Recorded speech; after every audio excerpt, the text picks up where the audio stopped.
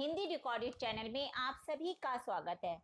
दोस्तों, corona virus की दूसरी लहर ने फिर से जनजीवन अस्त व्यस्त कर दिया और इसी के कारण मैं भी आपके साथ काफ़ी समय तक किसी विषय पर चर्चा नहीं कर पाई। कृपया दोस्तों, आप सभी से प्रार्थना है कि कोरोना के खिलाफ सरकार द्वारा जारी या डॉक्टरों ने जो गाइडलाइंस जारी की है उन सभी का पालन करें और अपने परिवार को सुरक्षित रखें। दोस्तों, हमारे देश में शिक्षा के क्षेत्र का क्या महत्व है, यह किसी को बताने की जरूरत नहीं है।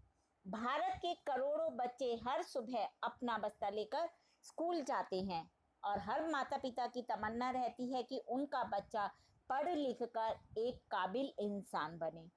इन सपनों को पूरा करने में स्कूल और हमारे देश की शिक्षा व्यवस्था बहुत बड़ी भूमिका निभाते हैं। आज के संदर्भ में हमारा व्यवहार और आचरण ही हमारी शिक्षा और परवरिश का आधार तय करता है। दोस्तों, भारतीय संविधान में शिक्षा को महत्वपूर्ण स्थान दिया गया है। शिक्षा के बाजारीकरण से तात्पर्य एक ऐसी प्रक्रिया से है जिसमें पूर्व में सरकार द्वारा संचालित या प्रतिबंधित संस्थाओं को किसी निजी उद्यमी अथवा संस्था को संचालन और प्रबंधन हेतु हस्तांतरित कर दिया जाता है।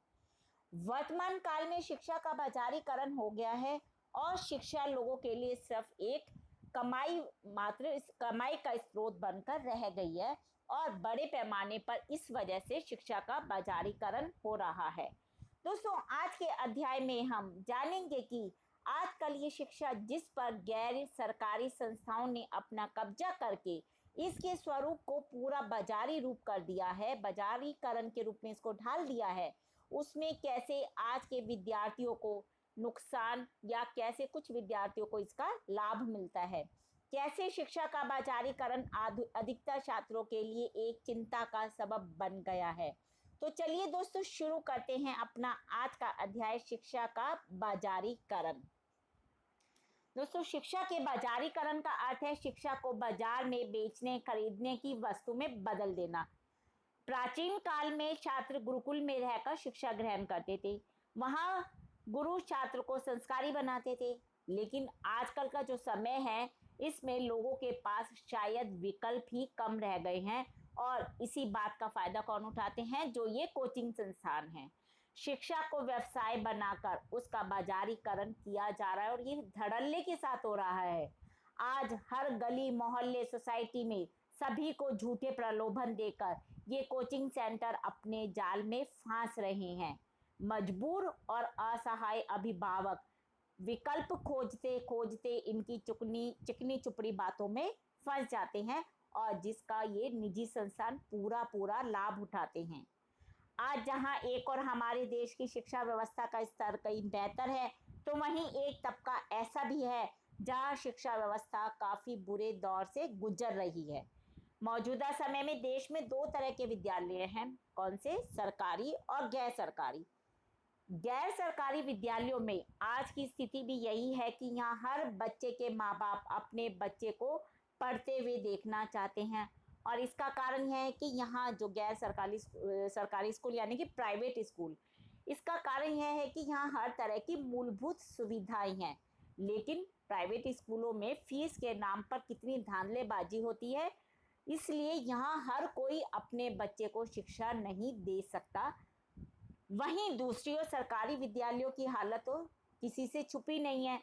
हाँ, ये ऐसा जरूर है कि कुछ सरकारी विद्यालय आजकल गैर सरकारी विद्यालयों से भी काफ़ी अच्छे हो गए हैं, पर इनकी संख्या काफ़ी कम है। अधिकतर सरकारी स्कूल गरीबों के शिक्षा केंद्र बनकर रह गए हैं और शिक्षा की यही विषमता सामाजिक और आर्थिक विषमता की खाई को बढ़ा रही है। दोस्तों, कई तो ऐसे पूंजीपति लोग देखने में आते हैं जिनका शिक्षा से कोसों तक कोई नाता नहीं होता, लेकिन इन्होंने अपने धन और वैभव के बल पर इन विद्या मंदिरों को सिर्फ और सिर्फ पैसा कमाने का साधन बना डाला है। आज के समय में कोचिंग एवं ट्यूशन संस्कृति का चारों ओर बोलबाला है। बड़े बड़े उद्योगपति भी शिक्षा में धन का निवेश कर रहे हैं। शिक्षा में धन के निवेश को अच्छा कहा जा सकता है, किंतु उनका उद्देश्य शिक्षा को बढ़ाना नहीं है, बल्कि शिक्षा का विकास नहीं है, बल्कि उनका उद्देश्य तो अपने लिए धन कमाना है। शिक्षा के बाजारीकरण से भारत में निजी संस्थानों की एक बाढ़ सी आ गई है, किंतु लाखों की संख्या में मौजूद इन निजी शिक्षा संस्थानों में से 90% संस्थान या तो शिक्षा की गुणवत्ता पैमाने पर खरे नहीं उतरते हैं, या फिर उनके पास पर्याप्त मात्रा में शैक्षिक संसाधन ही नहीं होते हैं। बाजारीकरण से फर्जी शिक्षा संस्थाओं की संख्या भी निरंतर बढ़ती जा रही है, जो कि एक चिंता का विषय है। और फिर क्या हो रहा है कि महंगाई और बाजारीकरण के इस मौजूदा दौर में जो छात्र है वो एक असमंजस में फंसे हुए हैं कि वे कमाने के लिए पढ़े या पढ़ने के लिए कमाए। बाजारीकरण का जो ये दीमक है, यह पूरी शिक्षा व्यवस्था को खोखला करता जा रहा है। और कई बार देखने में आता है कि प्रतिस्पर्धा या ईर्ष्या के कारण भी निजी स्कूल अपनी गुणवत्ता का प्रदर्शन करते हैं, और इसके लिए वे सभी तरीके, चाहे वो उचित हो चाहे अनुचित हो, सबको अपनाते हैं। एक अच्छा और सुशिक्षित अध्यापक भी बेरोजगारी के डर से 7 से 8 हजार में नौकरी करने को तैयार हो जाता है, लेकिन वह, जबकि सब जानते हैं कि वह इतने कम वेतन का हकदार नहीं होता। एक श्रेष्ठ अध्यापक वही है जो छात्रों के भविष्य के साथ खिलवाड़ ना करे तथा जिसका उद्देश्य मात्र धन अर्जित करना नहीं, अपितु ज्ञान का प्रकाश चारों तरफ फैलाकर मानव मात्र की सेवा करना हो। दोस्तों, ये हमने जाना कि शिक्षा के बाजारीकरण के किस तरह से शिक्षा का बाजारीकरण छात्रों के भविष्य को अंधेरे की तरफ धकेल रहा है। दूसरी तरफ इसका और एक और पहलू है, वो भी देखते हैं। शिक्षा के बाजारीकरण के तेजी से शिक्षा का प्रचार भी हो रहा है। जिन लोगों को प्रतियोगी परीक्षाओं में असफल रहने के कारण किसी व्यावसायिक या अन्य पाठ्यक्रम में प्रवेश नहीं मिल पाता, वे अधिक धन खर्च करके मनवांछित शिक्षा प्राप्त कर सकते हैं। इस तरह शिक्षा के निजीकरण के कारण देश का धन सकारात्मक कार्यों में भी लग गया है। हर सिक्के के दो पहलू होते हैं, एक अच्छा एक बुरा। भारतीय संविधान में शिक्षा को महत्वपूर्ण स्थान दिया गया है, फिर भी सरकार की नीति उच्च शिक्षा में कम खर्च करने की रही है।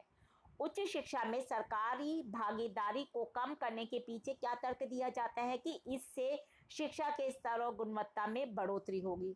स्व-वित्तीय शिक्षा संस्थाएं नई आर्थिक एवं शिक्षा नीति का परिणाम है। स्व-वित्तीय संस्थाओं से शिक्षा में बाजारीकरण की जो वृत्ति और प्रवृत्ति है, इसको काफी वेग मिला है।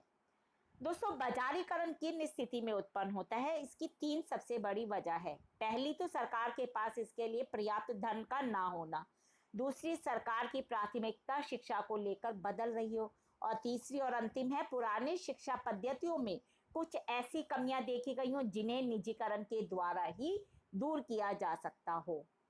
भूमंडलीकरण होने के कारण अर्ध विकास अब बोझ नहीं, एक अवसर है जिसका बाजार पूरा फायदा उठा रहे हैं, जिसका परिणाम ग्रोथ विदाउट एम्प्लॉयमेंट है, और ग्रोथ विदाउट एम्प्लॉयमेंट का क्या परिणाम है, नॉलेज सोसाइटी। इसलिए प्राथमिक, माध्यमिक और उच्च शिक्षा तीनों स्तरों में समस्या और गिरावट देखने को मिल रही है। स्व-वित्तीय शिक्षा से समाज में कई विधेयात्मक और अधिविधेयात्मक परिणाम भी दृष्टिगोचर हो रहे हैं। तो दोस्तों, ये हमने जाना शिक्षा के बाजारीकरण के संदर्भ में कि किस तरह से इसका प्रभाव आम विद्यार्थियों के जीवन पे पड़ता है, किस तरह से सरकार और सरकारी और गैर सरकारी संस्थाएं गैर सरकारी संस्थाएं शिक्षा को बाजार में बेच रही हैं। दोस्तों, हिंदी भाषा के और भी प्रमुख विषयों पर हम आगे के अध्यायों में चर्चा करते रहेंगे, लेकिन उसके लिए आपको मेरे इस चैनल को लाइक और सब्सक्राइब करना होगा। धन्यवाद दोस्तों, आपका दिन शुभ हो।